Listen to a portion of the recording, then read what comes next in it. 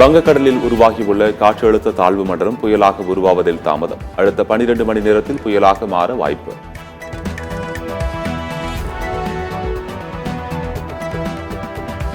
காற்றழுத்த தாழ்வு மண்டலம் நகரும் வேகம் குறைந்தது. 3 கிலோமீட்டர் வேகத்தில் மிக மெதுவாக நகர்ந்து வருவதாகவும் வானிலை ஆய்வு மையம் தகவல்.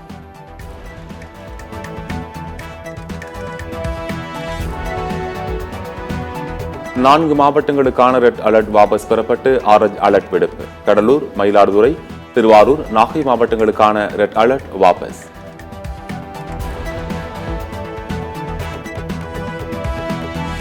காங்கிரஸ் மூத்த தலைவர் EVKS இளங்கோவன் மருத்துவமனையில் அனுமதி. திடீர் உடல்நலக்குறைவு ஏற்பட்டதால் சென்னையில் உள்ள தனியார் மருத்துவமனையில் அனுமதிக்கப்பட்டார். மிசோரம் மாநிலத்தில் ஒழுங்காக வேலை செய்யாத அரசு ஊழியர்கள் மீது நடவடிக்கை. வேலையிலிருந்து விடுவிக்க அம்மாநில அரசு முடிவு.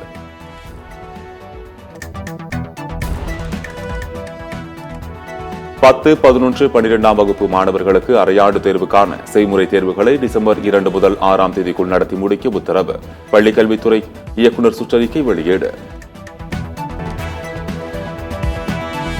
புதுச்சேரி மற்றும் காரைக்காலில் நாளை பள்ளி மற்றும் கல்லூரிகளுக்கு விடுமுறை அறிவிப்பு. கனமழை காரணமாக பள்ளிக்கல்வித்துறை உத்தரவு.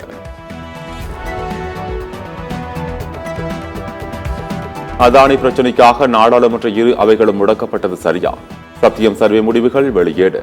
சரியான செயல்தான் என 66 விழுக்காடு பேர் கருத்து. முடக்குவது தவறு என 22 விழுக்காடு மக்கள் கருத்து.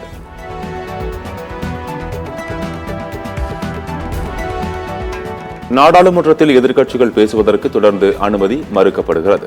மோடி அவைக்கு வருவதே கிடையாது என்றும் திருச்சி சிவா MP கடுமையான குற்றச்சாட்டு.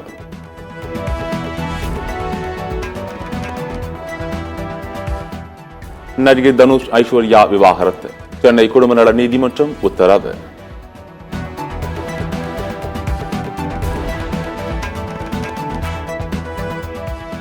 டெல்லியில் அமைச்சர் பதவியை தொடர்ந்து MLA பதவியையும் ராஜினாமா செய்தார் கைலாஷ் கெலாட்.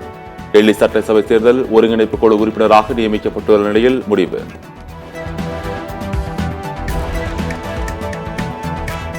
பிரதமரின் விஸ்வகர்மா திட்டத்தை தமிழ்நாடு அரசு செயல்படுத்தாது. முதலமைச்சர் MK ஸ்டாலின் திட்டவட்டம்.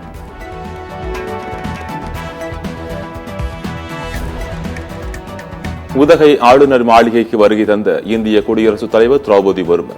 ஆளுநர் RN ரவி, அமைச்சர் வைகநாதன் மற்றும் மாவட்ட ஆட்சியர் பூங்கொத்து வழங்கி வரவேற்பு.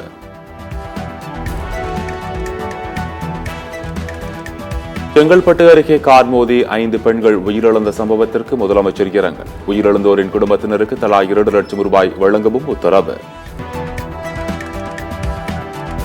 மகாராஷ்டிராவின் அடுத்த முதலமைச்சர் யார் என்பதை பிரதமரே முடிவு செய்வார். யூ-டர்ன் அடித்த ஏக்நாத் ஷிண்டே.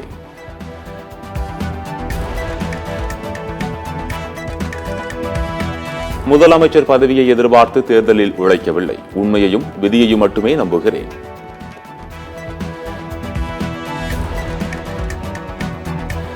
நடிகர் ஜெயம் ரவி ஆர்த்தி தொடர்ந்து விவாகரத்து வழக்கு வருகின்ற 7ஆம் தேதிக்கு ஒத்திவைத்து சென்னை குடும்ப நல நீதிமன்றம் உத்தரவு.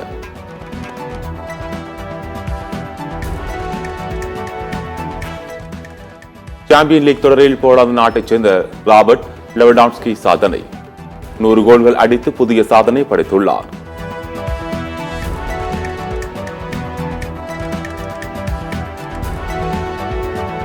உலக செஸ் சாம்பியன்ஷிப் தொடரில் முதல் வெற்றியை பதிவு செய்த குகேஷ் 3வது சுற்றில் சீனாவின் டிங் லிரனை வீழ்த்தினார்.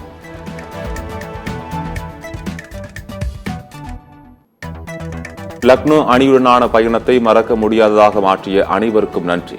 டெல்லி அணியால் 14 கோடி ரூபாய்க்கு ஏலம் எடுக்கப்பட்ட நிலையில் KL ராகுல் இன்ஸ்டாகிராமில் உருக்கமான பதிவு.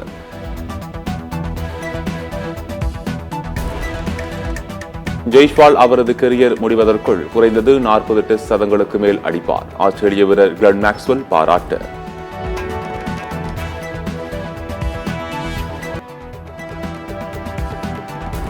வெள்ளிக்கோளில் ஆய்வு செய்வதற்காக சுக்ரயான் என்ற விண்கலத்தை ஏவ இஸ்ரோ திட்டம். 877 ஃபாரன்ஹீட் வெப்பத்தை தாங்கக்கூடிய வகையில் சுக்ரயான் விண்கலத்தை வடிவமைக்க முடிவு.